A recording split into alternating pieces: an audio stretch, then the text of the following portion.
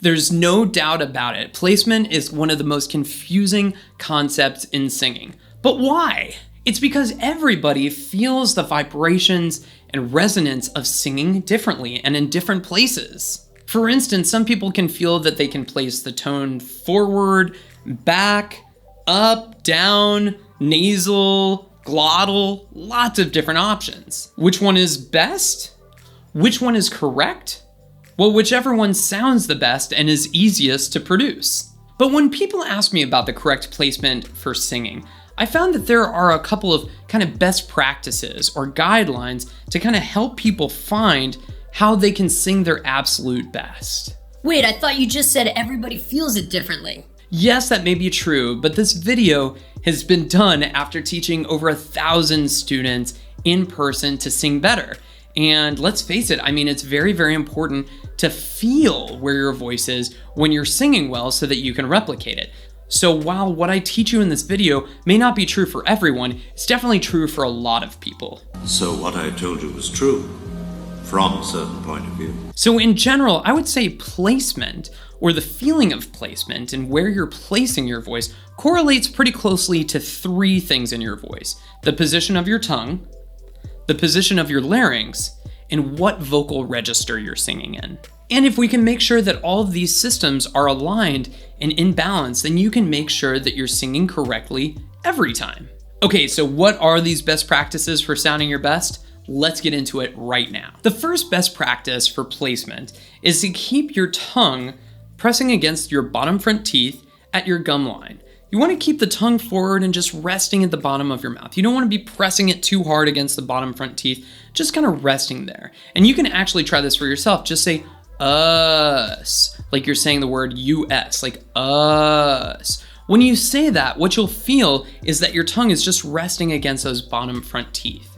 Now, this tongue position is actually going to be true for most front vowels. You want to have it forward on like a, e, a, and even some of the back vowels. The main exceptions being o and oo, where the tongue is a little bit further in the back of the mouth. And so you can feel out the placement. Let's just demonstrate this on 2 notes. So what we're gonna do is we're gonna sing an A and an O on the same note. So this is a G3, should be good for guys and for girls. So what I want you to do is sing and hold an A and then transition to an O. And just tell me where you feel the placement going. Where do you feel the tone gets placed? So let's start on A. So A, O. Now, did you feel how the tone kind of moved back as you switched from going from that front A vowel to more of that back O vowel? This is exactly what I mean by placement tends to correlate with the position of the tongue.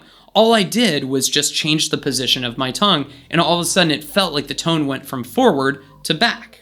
And the fact is that with the tongue, just a little bit of movement can make a huge difference in the way that you sound. Let's try it on one other exercise. We'll just sing on an ah, like you're saying apple. And we'll just do that on a 5 tone, like you're saying ah. Say that again, like ah, like apple. Here we are for guys. So ah. You feel how forward that sounds and feels. And in case anyone's wondering, that is actually not nasal. Even though it sounds a little ah like that, it's actually ah. It's not going into my nose at all. Next, we'll sing that same 5-tone scale on an ah vowel, like awesome. So in my voice, it'd be like ah. Now keep in mind that the tongue is fronted on both of those vowels, but whereas the ah feels very, very forward, the ah feels a lot more back, again, because the position of the tongue, and specifically in this case, the back of the tongue and what that's doing. With the ah, it's quite front and kind of lifted, whereas the ah, it's a little further back, but it's still sitting in the front of the mouth. Now, in addition to tongue position, placement also seems to correlate very, very closely with what's going on with the larynx. So our second best practice for placing your voice is that we want to keep the larynx balanced. It's not too high or too low. If the larynx is too high, many people will feel that their voice is placed very forward or even kind of nasal, like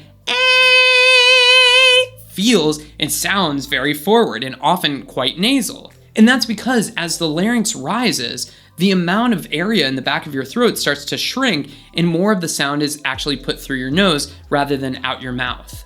On the other hand, if the larynx is too low, like I sing, oh, like I'm kind of yawning as I sing, oh, oftentimes it will feel the placement is very, very far back because the lengthening of my vocal tract by lowering my larynx is stimulating some of the darker tones in my voice, which feels very, very back.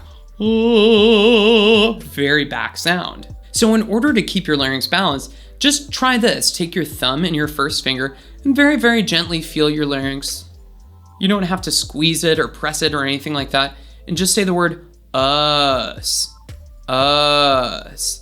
Now, as you do that, you should feel that while your larynx may move a little bit, it's not nearly as high as on the high larynx that I demonstrated, or nearly as low on the kind of yawny or the low larynx that I demonstrated. So try to keep that larynx position stable as you sing across your entire range, and the placement will kind of take care of itself. In addition to the larynx and the tongue position, many singers also feel that the particular vocal register that they're singing in really correlates a lot with the placement of their voice as well. We can think of the three main vocal registers, such as being chest voice, head voice, and some sort of blend or combination between those two voices as mixed voice. And each of these registers will have their own individual kind of placement and feelings. Traditionally, chest voice, following its name, feels like it's vibrated very much in the chest or in the throat, or it's also very, very placed forward. And you can feel this by placing your hand on your chest and saying, "Hi, Matt," at a very, very loud volume, like, "Hi, Matt." You should feel some of those vibrations against your chest.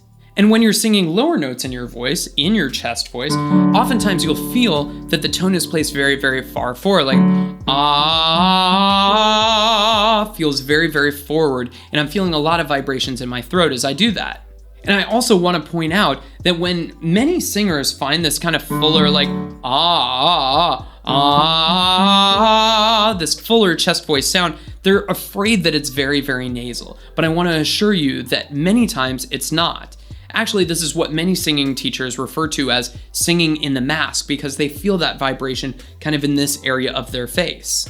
So if your tone doesn't feel like it's placed very forward, especially in the lower region of your voice, it's possible that you're singing too lightly. For instance, this I don't feel that very, very forward. So instead, by switching to that I feel that tone placed much more forward. But remember, we want everything in balance. We don't want it to be too far forward, or too far back, we want it right in the middle, Actually, the Italians had a term for this tone. They called it chiaroscuro, which means light and dark at the same time, which is exactly what you want. Moving on from chest voice, many singers feel that their head voice is placed in the top of their head or their neck or their nose, for that matter. Let's try this for a second. Go ahead and place your hand on the back of your neck and go, woo! Go ahead and try it with me now. Woo! You may feel some of those vibrations in the bottom of the back of your head or even in your neck, and you may even feel some of those vibrations, and that placement actually starts to fall as the pitch starts falling as well. And this is caused by sympathetic vibrations created by the vocal cords in other places in your body. Obviously, the vocal cords are right here in your throat, so they can't vibrate anywhere else. However, there are other cavities and places in your body where you'll feel some of the sympathetic or friendly vibrations that get created by these guys. Again, there's no perfect placement or something that agrees with every single person. Everyone's gonna feel it differently. The most important thing is that it's easy to produce and it feels good and sounds good to you. Moving on from the head voice, let's start talking about mixed voice. I mean, that's the whole reason that we're here, right? Is to sing those beautiful high notes beautifully. Now, mixed voice has a very, very interesting placement. And with my experience of teaching many singers, I can tell you that lots of singers feel that mixed voice is very, very nasal or in the mask, or also very throaty. By the way, I should point out that mixed voice is not really its own unique vocal register. It has its own unique sound and timbre though. So I'll go ahead and treat it like its own vocal timbre in this particular video. The reason that I bring this up is because many singers, when they first find their mixed voice, they feel that it's very nasal. Like, for instance, ah.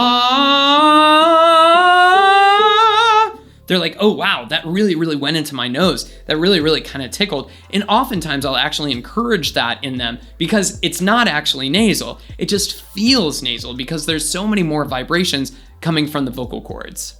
It's kind of funny, but it's not really up to you where you're feeling some of these sympathetic vibrations, where you're feeling the placement of the tone. You can certainly try to direct the tone, but every body is different and every body is going to vibrate along with these notes that you're singing differently. Just to give you one more example, if you've been a member of my channel, then you've probably seen me do this exercise, this kind of bratty, kind of mixy exercise designed to get me into my mixed voice. Well, it's going to sound and feel very nasal when I sing that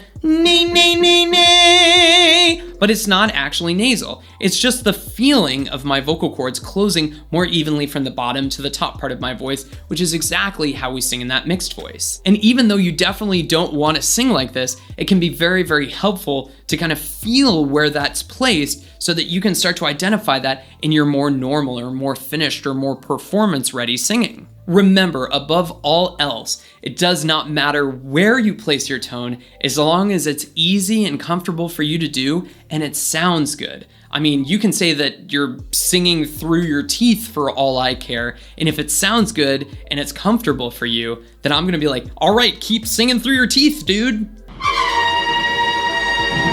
Guys, go ahead and leave a comment below. Where is the craziest place that you've felt the tone placed when you've been singing? Leave that comment below. Don't forget to subscribe and ring the bell to turn on notifications every time I drop a great new video like this one.